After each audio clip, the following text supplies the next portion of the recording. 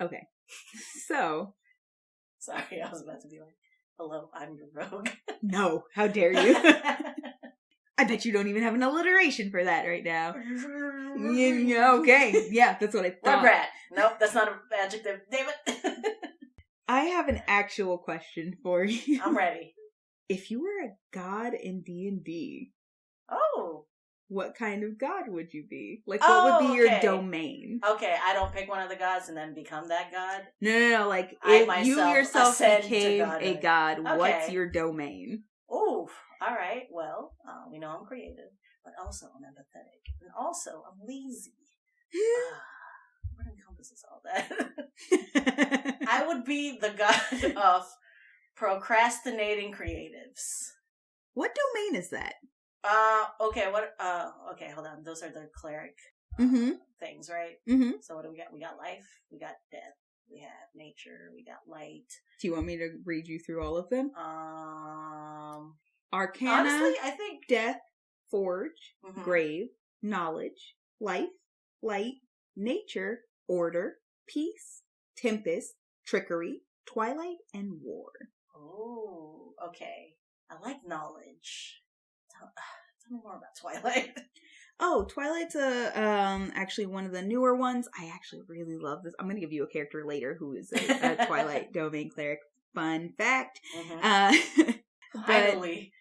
I've been waiting on a cleric girl. I'm just saying. So it is the transition. Obviously, Twilight is the transition between light and dark. Yeah. So basically, it is a cleric who serves a deity who is comfortable with both the light and dark, but mainly their job is actually to kind of protect people of the light from the dark. Like they essentially kind of walk the line of both. Like they're comfortable in the dark, they understand the dark, but also they do protect the light from the dark. So they're very in between clerics. I'm loving the big bi energy you're giving me right now. They're also they're very they have a almost fae energy. Okay. So they get things like fairy fire and sleep and moonbeam and see invisible. Ooh. So they have this. Oh, I really like that. Yeah. I love the aesthetic. They get dark vision no matter what race they are. Because obviously that makes sense. So they're very in between, walking the line, protecting the light. You've sold me.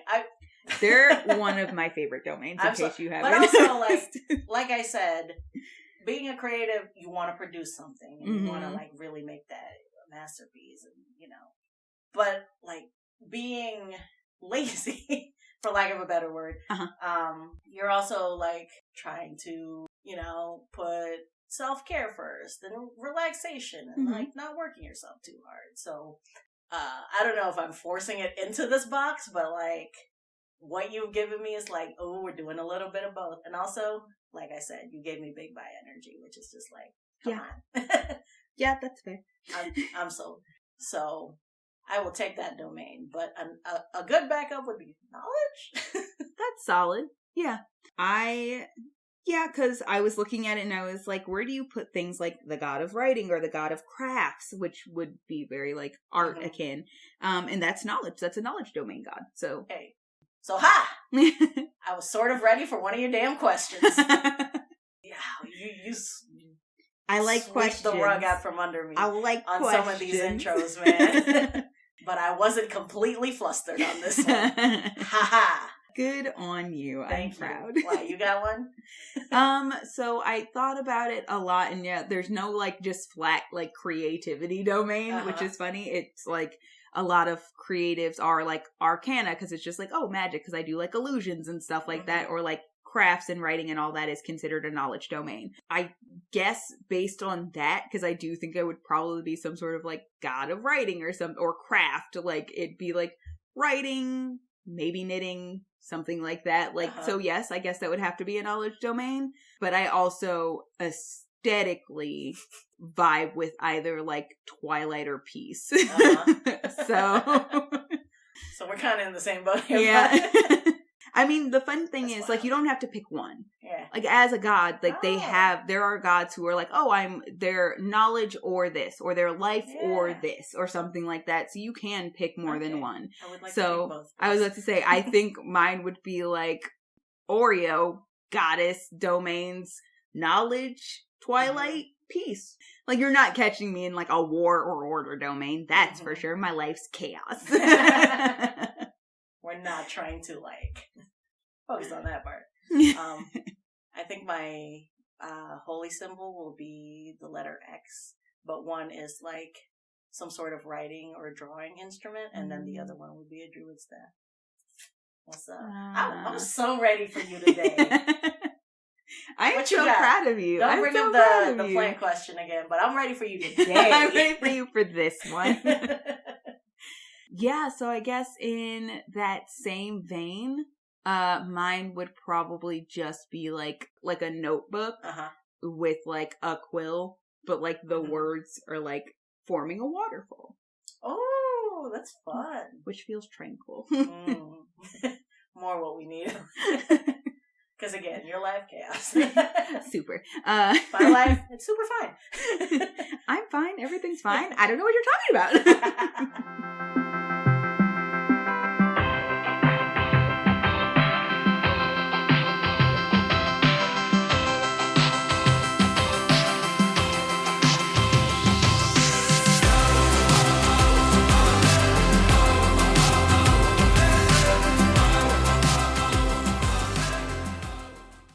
What do you got for me today?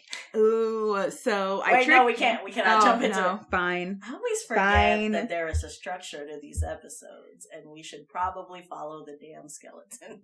We don't, though. No, we don't. I mean, it's our thing. I mean, I guess if we have to, okay. I didn't say anything to that effect. I mean, if you insist, shall God. I mean, I guess. Yeah, I guess we don't have to. It's our thing. I mean, if you're gonna break my arm. But yes, I am your resilient rogue, Oreo. I love that word. I am your dazed and confused druid. You're two things today. I thought I would be more dazed and confused when you were like, I'm going to ask you a question for the intro. But now you're like, we're getting into a character and I don't know anything about this character, so... Yeah. The few things I know make me more confused.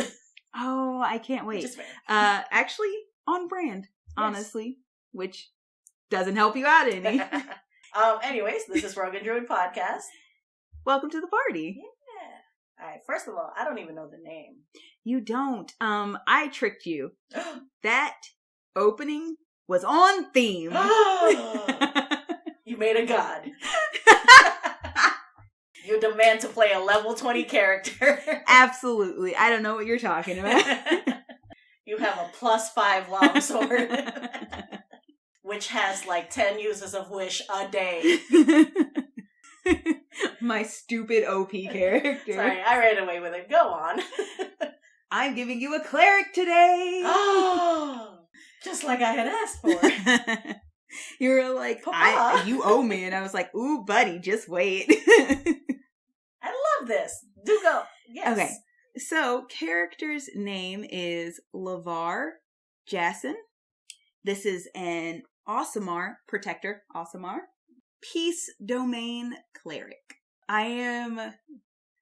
This character is very interesting and very fun for me because I made this character literally off of the new while behind the Witchlight backgrounds. Okay. So I read the backgrounds. I was like, oh, this would be fun. What kind of character would have this background? And that's where we got to here.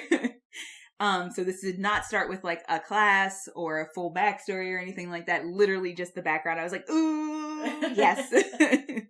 And if you listen to our episode reviewing some of the new things from Wild Beyond the Witchlight last month, you would know the 2 new backgrounds they had was Phalos and Carnival Witchlight Hand. Witchlight Hand, that's the one. And that's the one we're using today. Oh, really? The hand? Oh, I really thought you were going to go Phalos on me. Okay. You are surprising me today.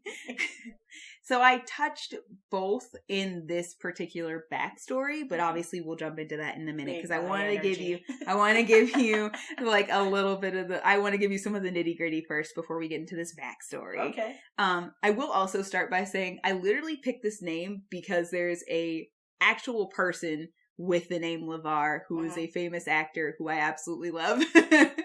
He the Reading Rainbow guy. That's who I thought you were talking about. Yeah. I loved Reading Rainbow. He was so comforting and fun, and I was like, that's kind of the energy I want for this character. I'm just taking your name. Yoink.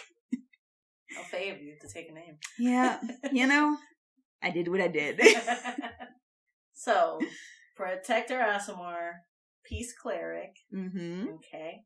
Tell me more. So,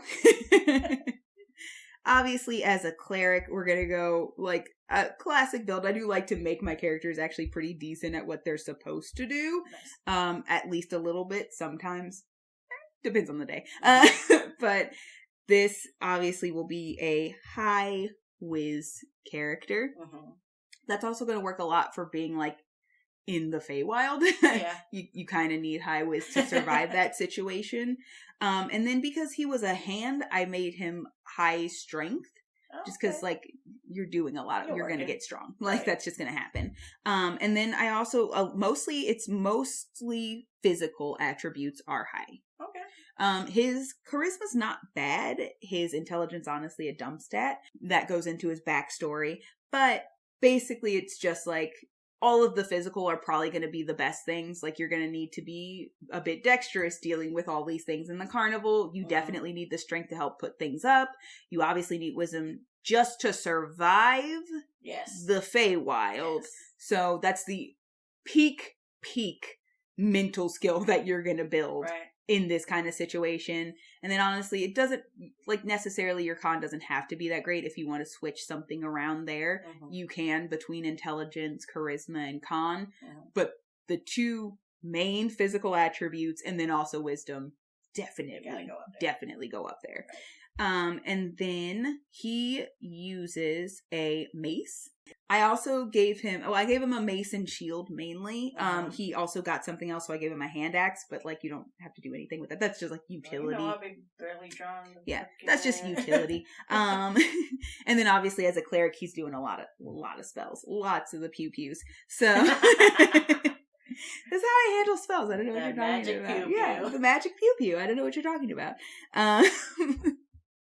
But also he gets stuff like light because he's a Aasimar, all that kind of stuff. And then I physically, as an Aasimar, so I've already given you, this is actually very, very funny. I didn't realize I had done this, but I already gave you a night-themed Aasimar. This is a sunset Aasimar. Okay. So he's got, like, umber skin, so, like, that reddish brown color. And then he has yellow eyes, and he has hair that goes from red to orange. Yum. Yeah. Like that good Microsoft Word. Word art gradient. Yes. Sorry. All right. A classic. Tell me again the hair. Red to orange. Red it's at like the roots? Red at the roots. Okay. Into orange. Yum. Same thing for the wings. Koi's gonna love this. Yeah. Oh yeah, no. Koi is my brother, and he loves sunsets. Yeah. It's in his top 5 favorite things ever. Yeah. Yeah. It's solid. And I realized because, like, I end up picking when I'm creating Aasimars, I'm like, I just have a full theme visually. So then I think because I don't know, it's very funny that I didn't pick Twilight Domain at this point, but I think because it was like, oh, like, he's kind of caught between two worlds, because obviously he's an Aasimar, they're not native to the Feywild, right.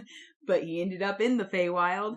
I wanted something that was between two, so I picked Sunset. He's got two magics just vying for power in him. Oh, I like that. But ultimately, obviously, Peace Domain is a very clear statement as well as to who he is as a person. Because, like, he's not combative, he's strong, he's like a lean muscular. So, like, obviously he had to be strong to do the work, but he's not like making an effort to be buff or anything. He just got muscle throughout his life working as a hand. He's got that functional fit. Exactly. So very different from Barry. Who was like functional, but also like, don't I look good? But yes. Oh, you know Barry like keeps that up. Oh yeah, absolutely. Like he's a little bit softer, but he absolutely makes the effort to work out still. Now that I've explained all the things that are not confusing to you, I see him. I will jump into this. Okay. So the background for Livar is when he was about 10 years old, him and his younger sister, who at that point would have been about like 6, they were playing in the forest by their house when a portal to the Feywild opened up. His sister went into the portal and he followed through, like she wandered through accidentally. When he realized that he couldn't find her, he also stumbled into the portal after her, trying to figure out which way she went. When he came out the other side, she wasn't anywhere to be found because Feywild portals are finicky like that. What's the Doctor Who phrase for wibbly wobbly, timey wimey? That. They got that going on. Yes. So he wandered through literally not that long. They were playing a game. He was chasing her. He realized like he didn't hear her like laughing anymore. And he was like, oh my God, where'd you go? So he ran after her, also stumbled into the Feywild, just like a full step out of the normal woods into whatever the fuck is going on in the Feywild, and didn't see her anywhere. And he was like, oh no. So he obviously was like, immediately he was like, I should tell mom and dad, but the portal is gone. Of course. So he was like, well. So he starts wandering. He's like wandering around for a week. He's trying to find his sister, but also trying to find a way out of wherever the hell he's ended up. He ends up running into the Witchlight Carnival instead. A carnival hand kind of finds him. At this point, he is starving and shaken, and he's alone dealing with the Feywild at 10 for a week by himself at this point. He's not eating anything. Everybody's scary and weird. He's stressed. He can't find his little sister. And the hand's like, ooh, buddy. Hey. Hey, friend. May I offer you some food and drink? Exactly that. He's like, okay, I'm gonna feed you, I'm gonna clean you up, I'll take care of you. And he's like, well, we eventually head back to the mortal plane because this carnival will circle around different places about once every 8 years. That's literally the storyline for the carnival. And he's like, so eventually you'll get home. If you're looking for your sister, maybe we can find her along the way. But this is you can't just be out in the Feywild by yourself as a child. You could meet a hag. You could meet like a tiger lily. Like you could run into so many dangerous, deadly creatures. We'll take care of you here. All you have to do is like help work. So obviously he's like, I don't really have options. Like it's hope I find another portal or guarantee that at some point I am going to make it back home. So I guess I work here now. So of course, like the owners are just like, nah, more hands, whatever. People come and go as they do. Like this is what this carnival is. So yeah, they take him in. He starts working. He does not get back home. It's literally a full 8-year cycle before he gets home. He never stops looking for his sister. Unfortunately, he doesn't find her at any point while they're doing that. He makes it back home at 18. And then obviously he's like, this is what I wanted to do. So I'm gonna dip out of the carnival now. And so he goes home trying to find his parents, hoping maybe like if he finds them, he'll also find his sister. But when he gets home, his parents are not the same people either because they've lost their children. And so he spends the next 2 years of his life kind of bringing them back from essentially The Walking Dead. Like, hey, it's me. I know it's been 8 years. I know I look different, but I'm finally home. Like, let's get you guys cleaned up and taken care of. And I promise I'm not done looking for her, basically. And then after his parents are okay and like kind of out of whatever vices they've been using to deal with the loss of their children and stuff like that, he's like, all right, cool. I'm not done. Yeah. I said I would bring her back. I said I would find my sister. Mm-hmm. That's what I'm going to do. So now his goal is to find somebody to help him go back to the Feywild so he can find his sister. Yeah. Fun. Yeah. And that's where we find him. Yep. He's like, 10 years of my life has just been a wild ride. This is much heavier than Mary. Yeah, I eased you in with Barry. Dang, dude. If it makes you feel any better, I have sandwiched Livar between two much funner stories. It's fun. It's just so heavy. It's sad. Yeah, because there are a lot of things that play in this backstory. There's, the aspect of, this poor lost child. This other poor lost child you don't know what's happened to. And then also these parents who it's so much loss. He comes home to see the effects of that loss on them physically, mentally. Also lost his childhood. Right? He's like, I became a worker at 10. I lost my parents. I lost my sister. It's a lot. Damn, okay, hold on. Let me take a deep breath. So how can we hurt him? Okay. We can hurt him more. I mean, there's obvious things he just doesn't find his sister. Yeah, or he the worst case scenario is what happened to her. Yeah. I don't know. It's one of those things where it's I don't know what's worse, him never getting an answer or him getting an answer and it not being a good one. Or even if he's back, his parents never really... Yeah. What if his parents had broken up because they couldn't deal with this together? Yeah. And, just the weight of, it would have been different if this stupid thing didn't happen. Yeah, if we hadn't been playing that day, or we had gone in a different direction, or... Yeah. Oh, man. And then he's just always running through that in his mind. Oh, poor guy.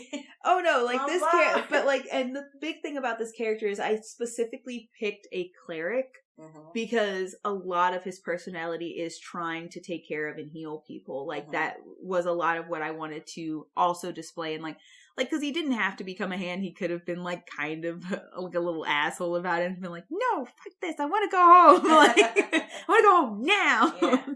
Yeah. But he, at his core, he's so, as a character in my mind, so empathetic and so caring and such a healer before he ever was a healer. That it was I need to make sure that my sister's okay. I don't know what happened to her, but I need to make sure that she's okay. Even if the end of the story is oh yeah, she found a comfortable home and she's vibes with the Feywild and this is just where she is now. It's but I need to make sure she's okay and then I can be okay. I came home and my parents weren't okay and my immediate first thought wasn't I'm not okay. Fuck this shit. Get it together because I'm also not okay. It was I should make sure you guys become okay.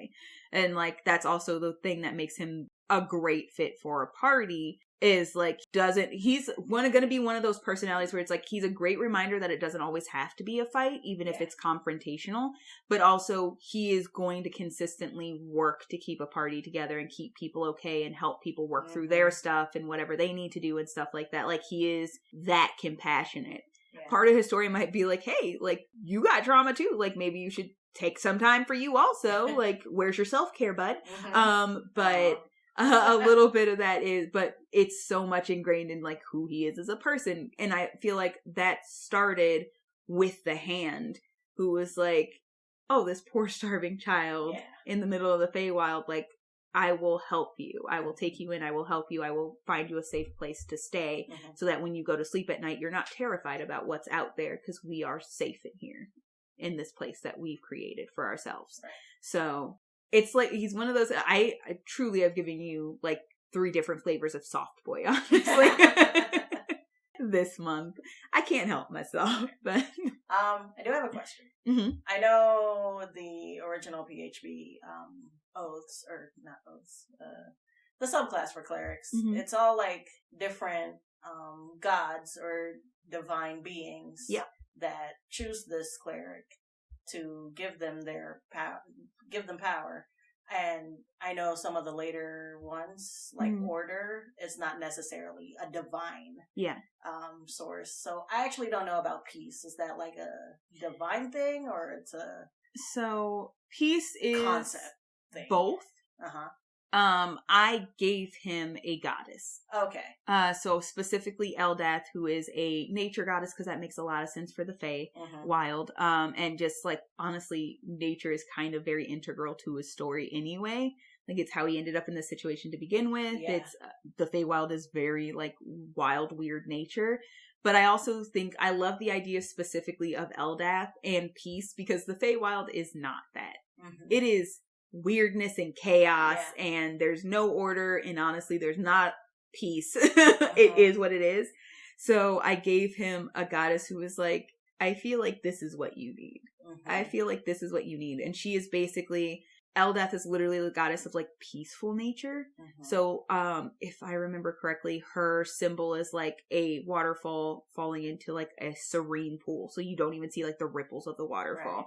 Like, it is a calm, quiet, soft moment in the middle of whatever else is going on. Yeah, it's like, it's like the Disney princess at a river, like, with some deer moment. Like, where it's like, you know, this river's gotta be running wild somewhere, but this part is a nice little oasis, a little sanctuary. And so it seemed very fitting for a goddess like that to be like, I think you could use some sanctuary within yourself. And I feel like you are the type of person that will give sanctuary to other people. So I choose you. Essentially. So that's why he's not a Pokemon. Shut up. You saw the P form in my mouth. Second question. When did he become a cleric? Like, when he's already 18 years old, or mid-carnival, or like when he decides to go? Oh, no. So I think, and I think this is when he comes back to the mortal plane, I think is because, like, the gods, it's like a weird wonky situation with the Feywild, that plane of existence. So it's probably not easy for the gods to actually tap people there. Yeah. The Fae are not fully, like, all that concerned with the gods. Right. So, but so it makes sense that she'd be like, I think that's going to be one of mine. But I can't reach him just yet. But I will keep an eye on him. And when he's back where I can reach him, I will reach out to him. And it makes a lot more sense because this is like, if he had done that earlier in his life, it wouldn't super make sense for you to have a level 1 cleric character coming through. But like, he gets back to the mortal plane and immediately she's like, hey, how you doing? Like, are you okay? Also, I'm picking you. Like, I think you need this. You've been through a lot. And I also think for her, it would also be a little bit like, you will probably need this for what's about to come. Right. Because I know what your goal is now that you've stepped back onto your home plane. I know you're heading straight for your parents. I think you're going to need this sanctuary. And I think they're going to need you to also be able to provide them sanctuary. Right. So, and he was like, I mean, yeah, that sounds nice. Yeah. Like a piece of nice, calm, happy sounds good to me. Yeah. That's a good spot too, because like if it had been any earlier, then he would have been like if she had explained like I couldn't reach you. Yeah. But now that's very good. Yeah. Because there's a lot of room for him to just be like, where the fuck were you? I needed this. I was 10. I was 10, lady. And she's just like, you have seen the Feywild, like, you understand what it's like. It is hard for our reach to land in the Feywild, and I am a more calm nature, which you know the Feywild is not. So I have been keeping an eye on you. I've been watching you. I've been waiting for you, and I'm here now because I can reach you, and I'm with you now. Yeah. Oh man, I don't know anything about the actual story of Witchlight Carnival, but like, that's another avenue you could hurt him. Yeah, because this place has essentially become his second home. These people have essentially become his second family. Like, it's literally been half and half of his life. Yeah. So it was half of his life was his normal life before everything went wrong. And then the other half of his life has been this carnival and these people, the hand that first brought him in. And as part of the background of the Witchlight hand, you also get a person who's like a companion who doesn't leave the carnival, but there's somebody who cares about you and is there to have your back and help you out any way they can within that area. So like you can have like a blink dog, like a baby blink dog that like is a friend, or like I think it's like a displacer beast cub, and like the hand, like there's all these different, a performer or something like that. Like you can have these strong connections with the people in the carnival, and then also mess with that as well. Like, and also a part of the thing is for him is that this is a very like almost singular focus on a level. This like, I'm not over the fact that I lost my sister when I was 10 and I don't know what happened to her. An unsatisfying ending to that, even if like something more important, or he realizes like he needs to let go because it's not his fault and all that kind of stuff. Like an unsatisfying end to that would also be really messed up. Messed up in an interesting way. I'm also thinking you could also hurt his adoptive parent. Yeah. Yeah. There's so many. There's too many avenues. There honestly, this is a rough one because it's like the story itself is already so sad. Like he is lifting himself up from like truly the rubble in this situation. So it's gonna suck more than anything the second you hurt him again. Right. You're like, hey, here's some more loss. Surprise. That freaking exhibit Pimp My Ride meme. Yeah. Hey, heard you like your loss. I heard you like loss, so I put some loss in your loss. Oh man, so heavy. How could you do this to me? I told you I sandwiched it. It's a lot. No, it's fine. It's fine. We need happy characters. Like you know, you need characters for those types of campaigns where it's like, I'm ready to hurt.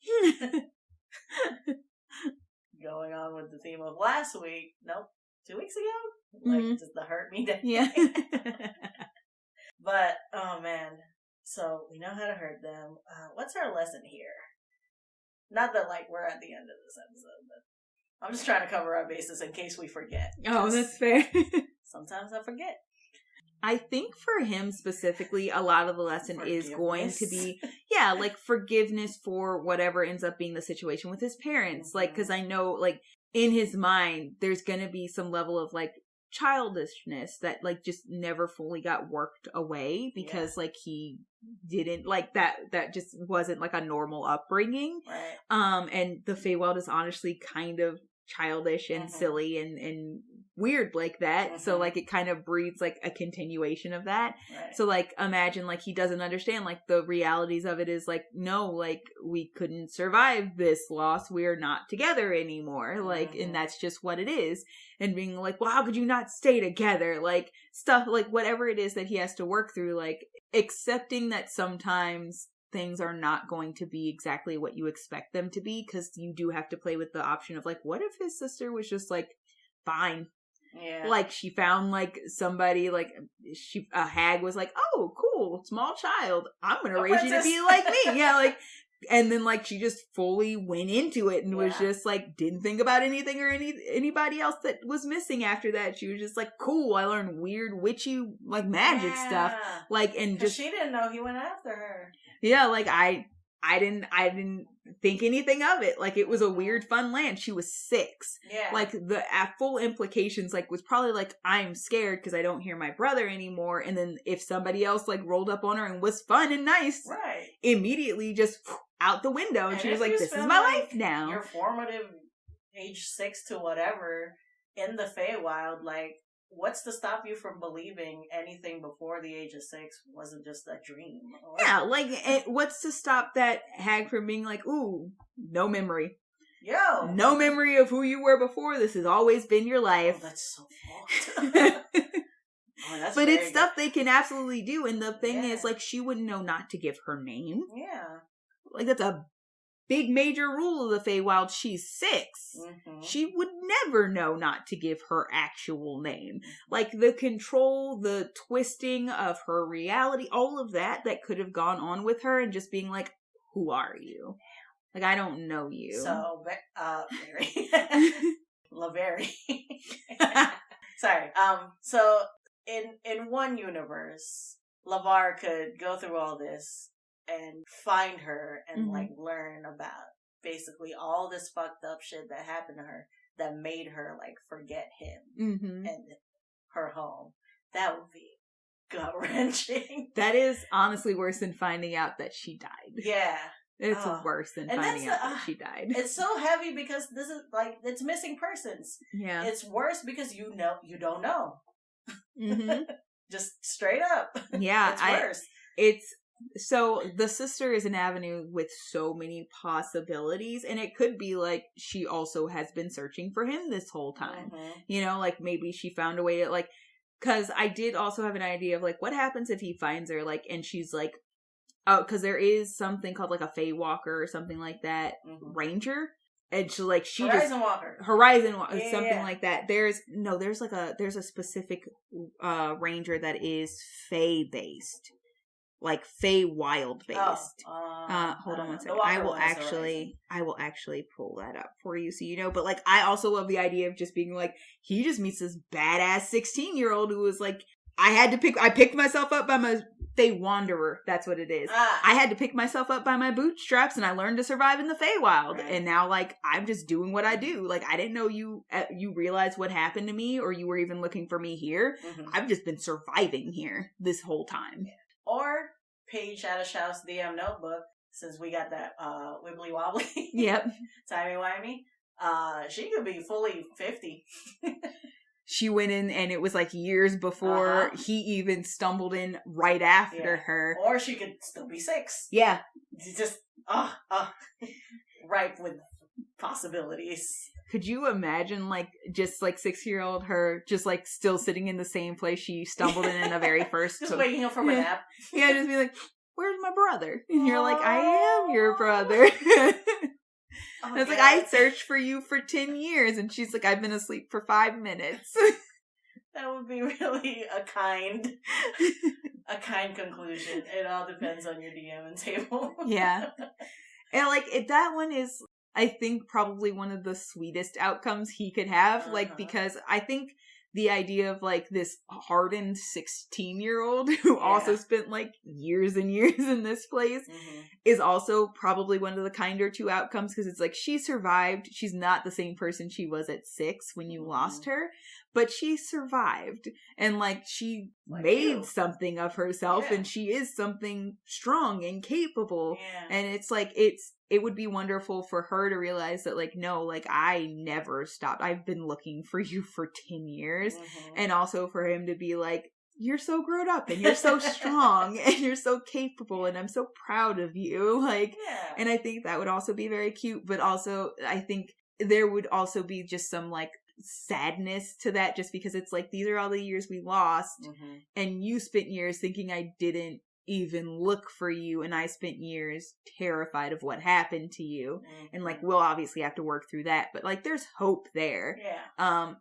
The ending where it's just like, because of how weird the Feywild is, she literally has only been here for 5 minutes in her lifespan, and you spent 10 years searching for her. And it's like, there's something also bittersweet about that. It's like, it's kindest to her, because she's not had any suffering, she's not gone through anything super messed up or died or anything like that, but like reconciling with like, I have 10 years of pain and fear and like searching, and I was never gonna find her in those 10 years because she wasn't even there yet.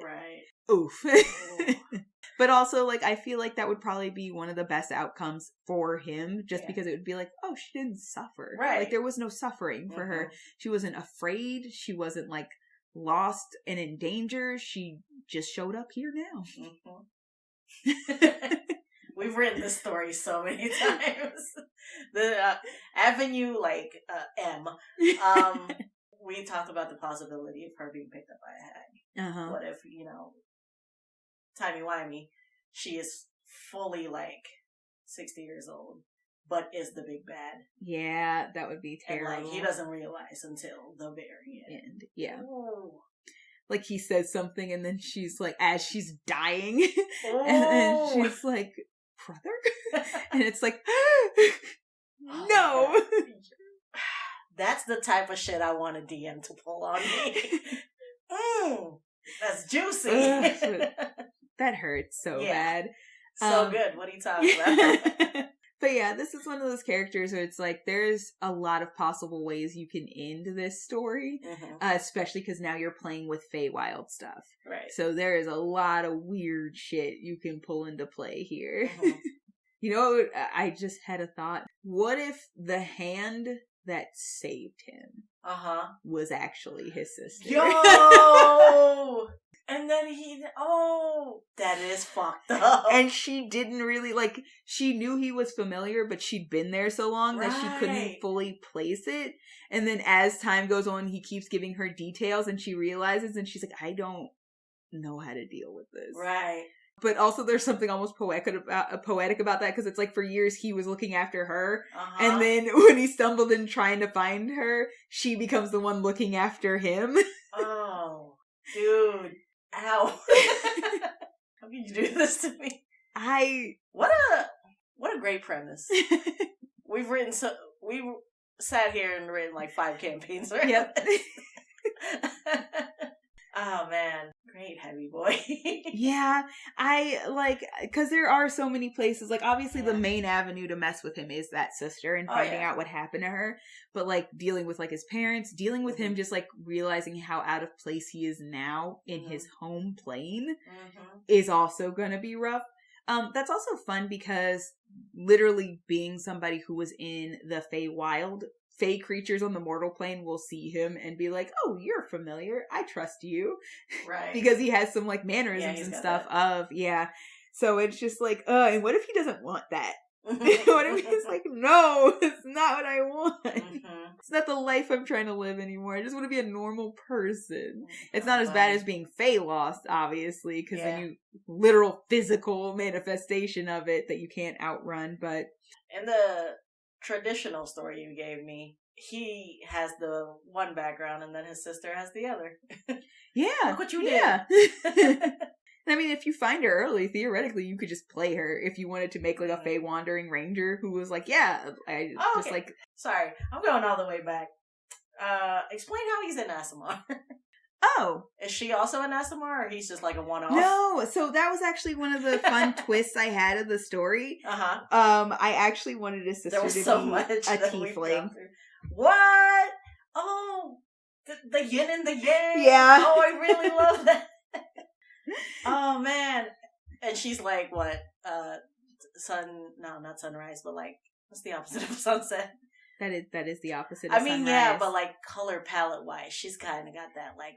Oh well, I think I think a sunrise is actually kind of color palette a little bit opposite, because like a sunrise or a sunset is very like dark or lights into dark. She would be dark into light. Yeah. So it would be like she would have like, instead of like the reddish undertone, she would have like probably like a bluer or purpler skin tone, and then she would have like her hair would be like I guess it would be like a purple to like yellow or something. Like you know what I mean? Like it would be going from like, oh, it's been dark and now we're getting into like light colors and stuff like that. So I guess theoretically it would be like for him, I think I said I read into orange, but I guess actually it was supposed to be like flipped and I wasn't thinking about that in my mind. It's actually orange roots, red hair. For her, I guess theoretically it would probably be the opposite. Red roots, orange hair. What?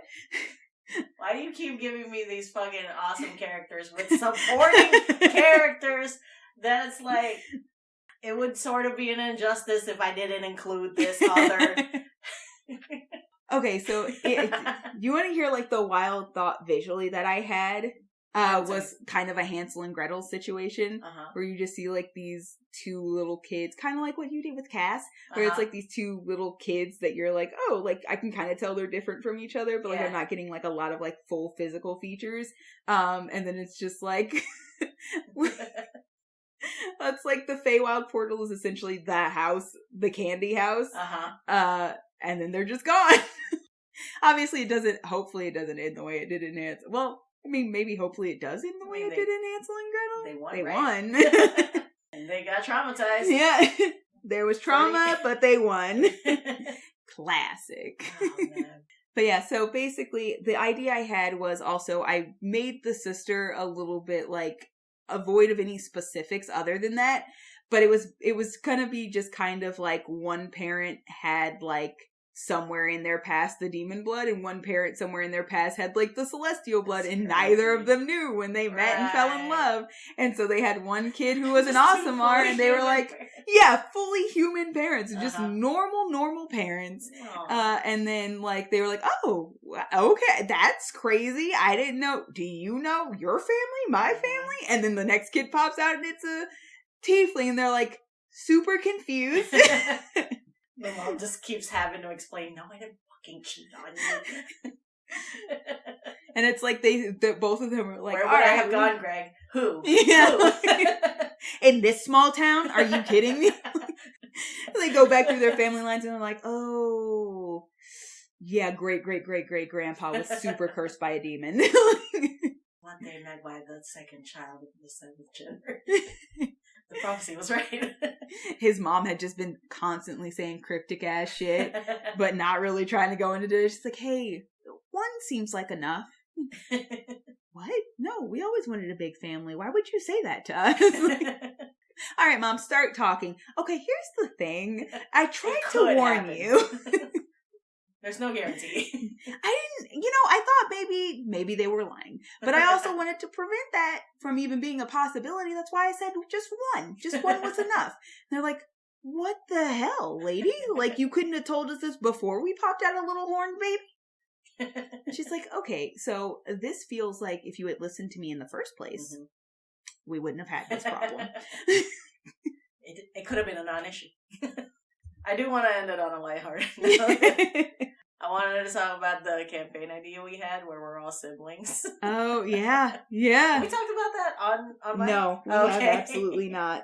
But, like, our common parent is just a human that just truly got around. Yep. Or something, we don't know. And so we're all going to be half whatevers. And our mission is to find our shared parent.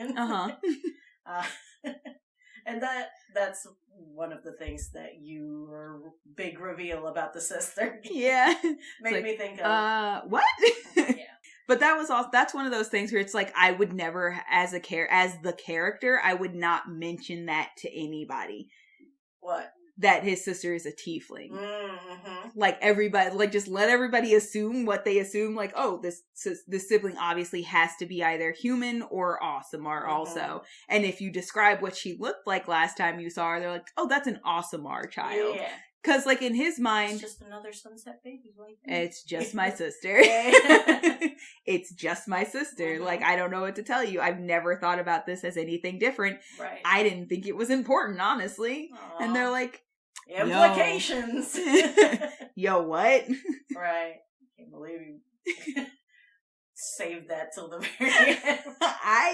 That's exactly how I would want it to go. Yeah, that's the vibe, like, you don't know until you ask, and you didn't ask, Shell. Yeah. Oh, man. Truly, what a heavy and painful character, but a great aesthetic. Yeah. Yeah. So thank you. Fuck you. You're red. You're welcome. Sorry. Oh, man. Yep. Sorry, I'm thinking about how do I translate this into the visual medium? Yeah, I think, okay, the only other idea I have is if you cannot not add the sister, I would just literally have them on like opposite sides of the earth. Like one with the sunrise and one with the sunset. Oh, man. Oh, so many possibilities. But yeah, I'm excited no matter what you come up with. Yeah, for sure. I can't art anyway. I have an idea. I can't tell you anything beyond. Nope, you sure Sometimes can't. It's like DMing for you. It's like I want to tell you, about, but I can't. No, I can't. Yeah, that's. Let me write this down before I lose it. How my hubby feels. He's like, I'm going to tell you something as vague as I possibly can. Don't read into it. And I'm like, hard ask, bud. Just going about your daily life, and then hubby DM is like, hey, what do you think, how do you think Amma feels about Orcus? Do you think she knows anything about that? And you're like, Orcus, the demon prince? Why would you ask? I mean, she wouldn't, but I do.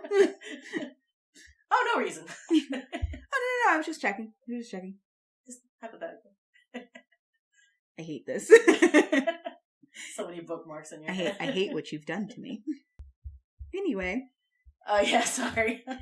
So, I had an idea. that was Livar. That was Livar. Our sweet, sweet boy of loss. Truly, 2 stories in one. Come on. Yeah.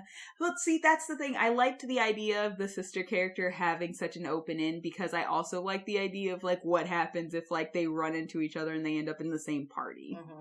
Like, she sussed her way out, and because she's now a Fey wandering ranger, she's in and out of the Feywild. I love siblings in and out of the Feywild, and he's like, what has been your life this whole time? Like, and they're just trying to, like, navigate being like, I remember who we were. They're not the same people we are now. Hey. Nice to meet you. Again? What's good? I have a secret. Oh. I'm gonna confess. One of my greatest ambitions is to DM 2 parties separately. Oh. And then eventually have them meet. This would be a fun character. This and the sister? Fun characters to have do that. Ooh. I don't know how you would coordinate that without, like, people knowing that eventually you guys are going to meet. So, I think if they know eventually they're going to meet, I don't know how much it, like, I don't know how much it affects anything, because you still would just have them not talk to each other at all about what's happening on either side. Right. So, there would still be, I don't know if your group is causing this thing to happen for my group. I don't know if your group caused this thing for me. Like, like you would truly just, like, not know. You would just know this other party is somewhere out there in the world.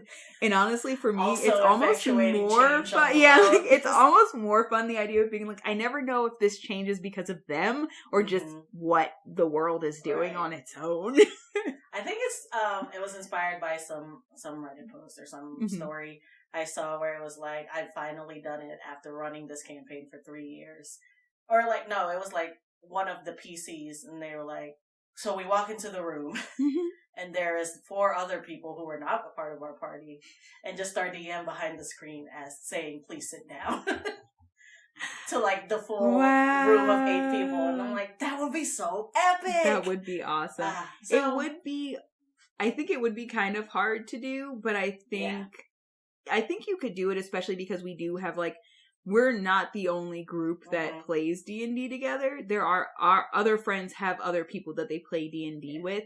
So I actually don't think, like, I think I personally would probably be like, oh, I want to play in that campaign too. But also, like, I'd be like, yeah, okay, but, like, I'm juggling this many campaigns at this point, so I get it. Right. Or also, like, I guess, hypothetically, if you're like, you were telling me about this character, and I'm like, oh, sweet. I would love to be that sister, but I'm going to play her in this other campaign. Yeah. And then our DMs like, just, like, freaking co-conspire. Oh, that would be rad. You walk in, there's 2 DMs at different sides of the heads of the table, and they just go, come in. Yes. You're like... Another amazing reveal. See? Wouldn't that be so satisfying? So good. But yeah, one of my real life D&D goals. That would be fun. I would love to see that happen. But that would mean DMing for 8. At one point. Yeah. I assume, like, at the end.